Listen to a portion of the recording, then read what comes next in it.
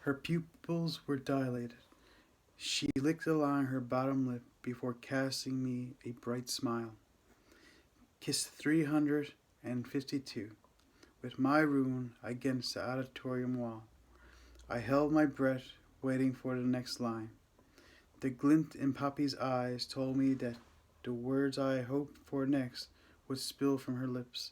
Leaning in closer, balancing on her tiptoes, she whispered, and my heart almost burst. She only ever recorded the extra special kisses, only the ones that made her feel her heart was full. Every time we kissed, I waited for those words. When they came, she almost blew me away with her smile. Poppy laughed. I couldn't help but smile wildly at the sound of the happiness in her voice. I pressed another quick kiss to her lips and stepped back to drape my arm over her shoulders. I pulled her close and rested my cheek against her head. Poppy's arms wrapped around my back and stomach, and I led her away from the wall. As I did, I felt Poppy freeze. I lifted my head to see the freshman girls pointing at Poppy and whispering to each other. Their eyes were focused on Poppy in my arms. My jaw clenched. I hated that they treated her this way out of jealousy. Most of the girls never gave Poppy a chance because they wanted what she had. Poppy said she didn't care, but I could tell that she did. The fact that she stiffened in my arms told me just how much. Shifting in front of Poppy, I waited for her to lift her head. As soon as she did, I ordered, "Ignore them." My stomach dropped as I watched her force a smile. "I am Rune. They don't bother me." I tipped my head to the side and raised my brows. Poppy shook her head. "They don't, I promise." She tried to lie. Poppy glanced over my shoulder and shrugged. When she met my eyes with her own, she said, "But I get it. I mean, look at you, Rune. You're gorgeous, tall, mysterious, exotic, Norwegian." She laughed and pressed her palm over my chest. "You had the whole bad boy, indie style thing going for you. The girls can't help but want you. You're you. You're perfect." I shifted closer and watched her green eyes widen. "And yours," I added. The tension leaked from her shoulders. I slipped my hand into the hand still on my chest. "And I'm not mysterious, Poppyman. You know all there is to know about me. No secrets, no mystery." "To me," she argued, meeting my eyes once more, "you're not a mystery to me, but you are to all the girls in our school. They all want you." I sighed, beginning to feel pissed, "And all I want is you." Poppy watched me like she was trying to find something in my expression. It just pissed me off more. I linked our fingers and whispered, "For infinity." With this, a genuine smile tugged on Poppy's lips. "Forever always," she eventually whispered in reply. I dropped my forehead to rest against hers. My hands cupped her cheeks, and I assured her, "I want you and only you. I have done since I was 5 years old and you shook my hand. No other girl will change that." "Yeah?" Poppy asked, but I could hear the humor back in her sweet voice. "Yeah," I replied in Norwegian, hearing the sweet sound of her giggle wash into my ears. She loved it when I spoke to her in my native language. I kissed her forehead, then stepped back to take hold of her hands. "Your mama and daddy took the girls home. They told me to tell you." She nodded her head, then looked up at me nervously. "What did you think of tonight?" I rolled my eyes and crinkled my nose. "Terrible as always," I said dryly. Poppy laughed and hit my arm. "Rune Christensen." "Don't be so mean," she scolded.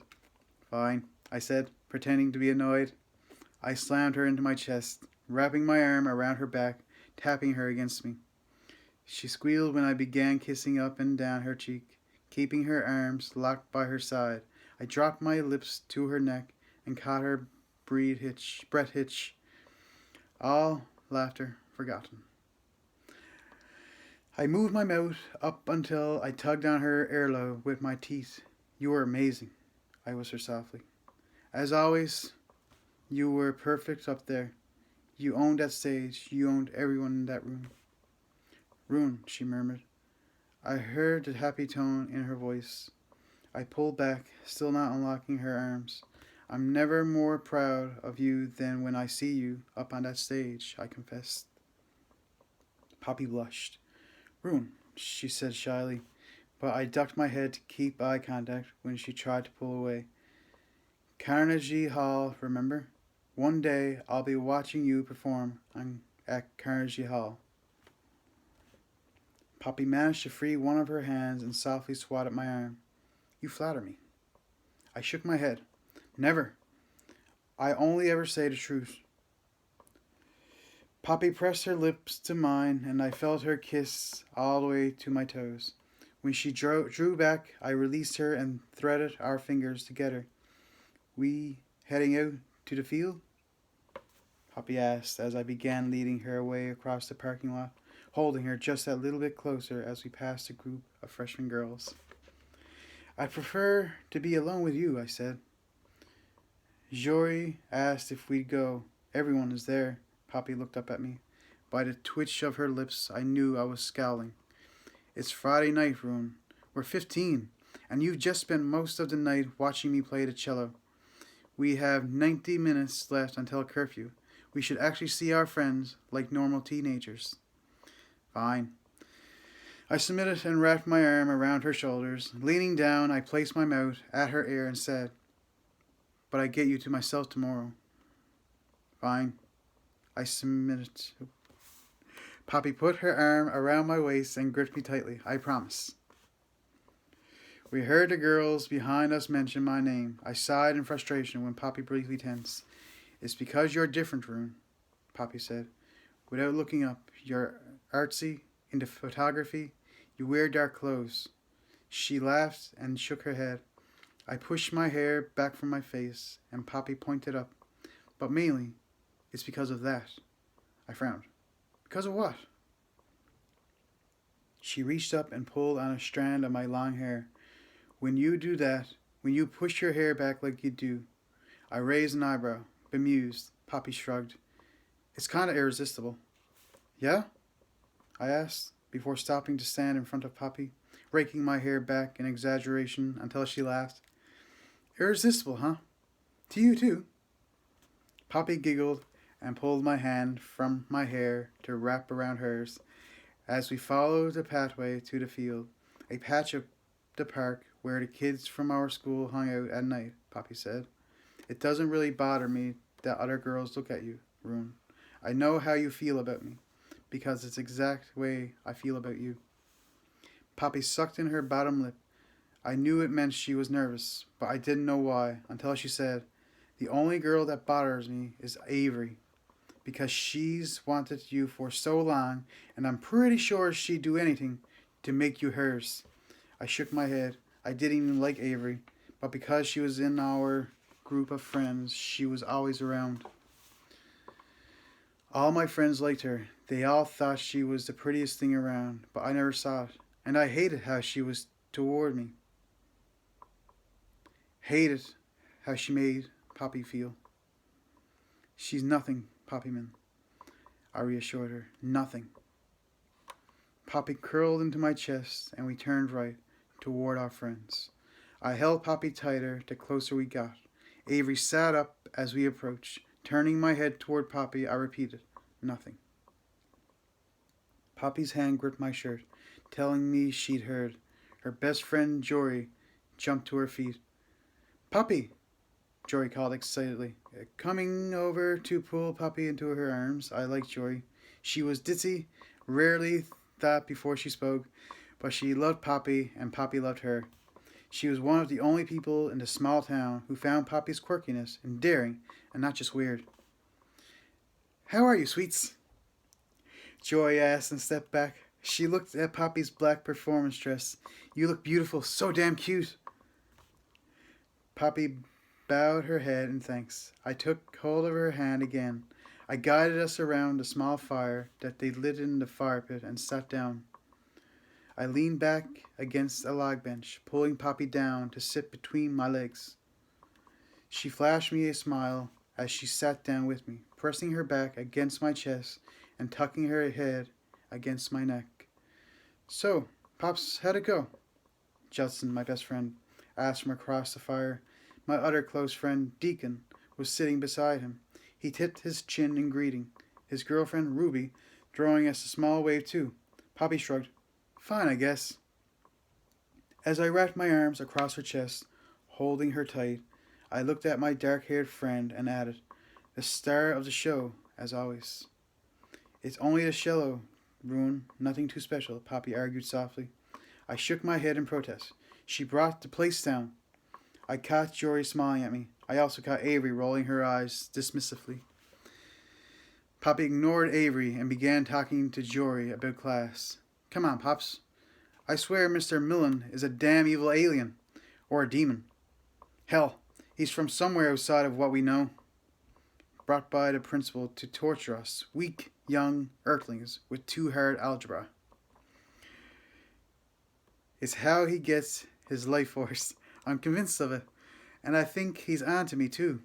You know, the fact I know he's an extraterrestrial, because, Lord, that man keeps failing my ass and giving me the stink eye." "Jory," Poppy laughed. Laughed so hard that her whole body shook. I smiled at her happiness, then I zoned out. I leaned further back against the log as our friends talked. I lazily traced patterns on Poppy's arm, wanting nothing more than to leave. I didn't mind sitting with our friends, but I preferred to be alone with her. It was her company I craved. The only place I ever wanted to be with was with her. Poppy giggled at something else Jory said. Her laugh was so hard she knocked the camera hanging from my neck to the side.